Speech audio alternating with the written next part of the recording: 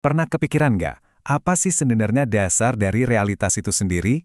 Hari ini kita bakal ngulik pemikiran seorang fisikawan visioner, John Archibald Wheeler, yang berani banget menantang semua yang kita kira kita tahu tentang alam semesta.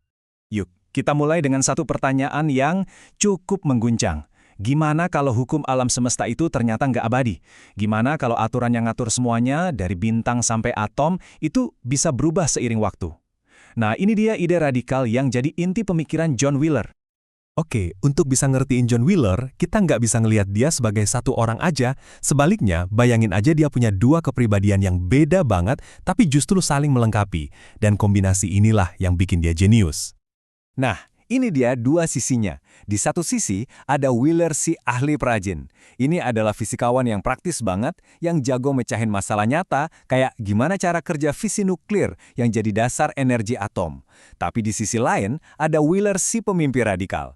Fisikawan puitis yang nanyain pertanyaan yang gila banget, yang sampai bisa menggoyahkan fondasi sains itu sendiri.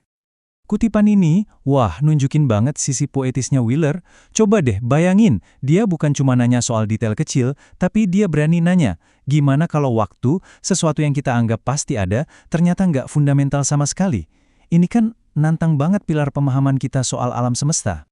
Jadi, apa sih yang bikin fisikawan sejenius dia jadi pemimpi radikal kayak gitu?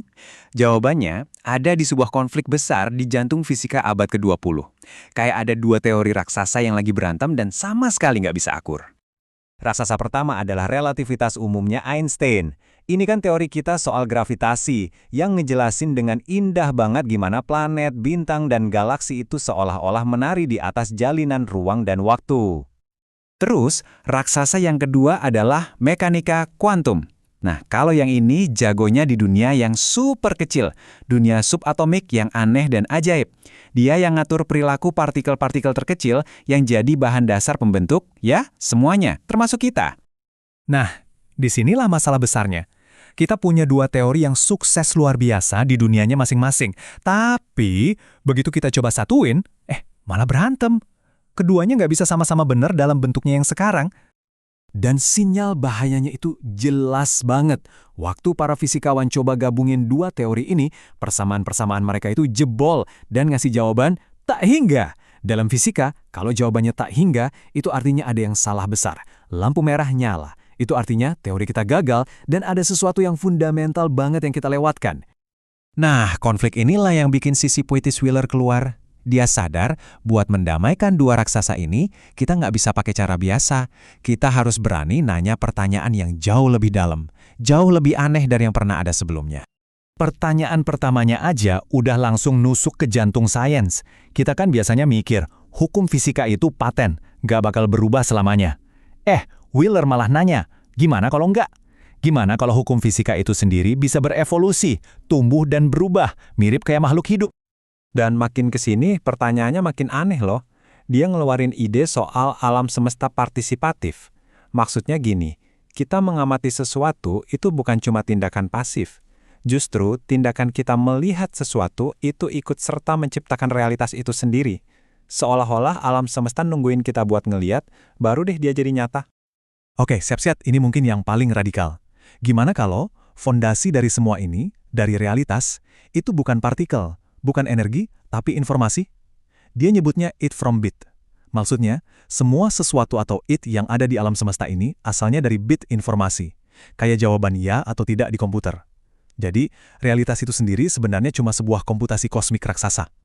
Kalau dipikir-pikir, kalau hukum alam bisa berubah, dan realitas butuh kita buat ada, ini kan ngebuka pintu ke satu kemungkinan yang, wow, luar biasa.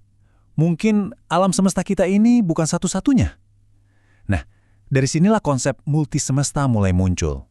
Jadi, upaya buat nyelesain konflik antara relativitas dan mekanika kuantum ini secara nggak langsung malah ngebawa para fisikawan ke gagasan bahwa jangan-jangan alam semesta kita ini cuma satu titik kecil di lautan kemungkinan yang nggak ada batasnya.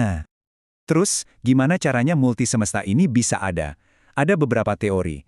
Bayangin aja Big Bang itu bukan cuma satu ledakan, tapi terus-terusan bikin gelembung alam semesta baru. Dan yang seru, tiap gelembung ini bisa punya aturan main sendiri, hukum fisikanya beda-beda. Kayak kita lempar dadu kosmik, hasilnya bisa macam-macam.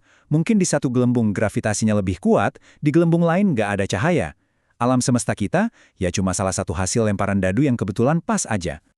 Pada akhirnya, warisan terbesar dari Wheeler itu bukanlah jawaban, tapi justru pertanyaan-pertanyaannya. Dia ninggalin semacam misi yang belum kelar buat generasi fisikawan setelahnya. Terus cari tahu apa itu realitas tertinggi. Dan pertanyaan-pertanyaan itu sampai sekarang masih jadi misteri besar di fisika modern. Kayak, apa sih sebenarnya ruang dan waktu yang kita alami tiap hari? Kenapa juga aturan di alam semesta kita ini kok pas banget buat ada kehidupan kayak kita? Jadi bisa dibilang, pencariannya Wheeler sekarang jadi pencarian kita semua. Kita tutup pembahasan kali ini dengan kata-kata Wheeler yang optimis banget. Dia percaya, suatu hari nanti, kita bakal ngerti gimana alam semesta ini muncul, sepasti kita sekarang ngerti gimana uap bisa jadi air. Ini jadi pengingat buat kita semua, kalau petualangan ilmiah yang paling seru itu ternyata masih terus berlanjut.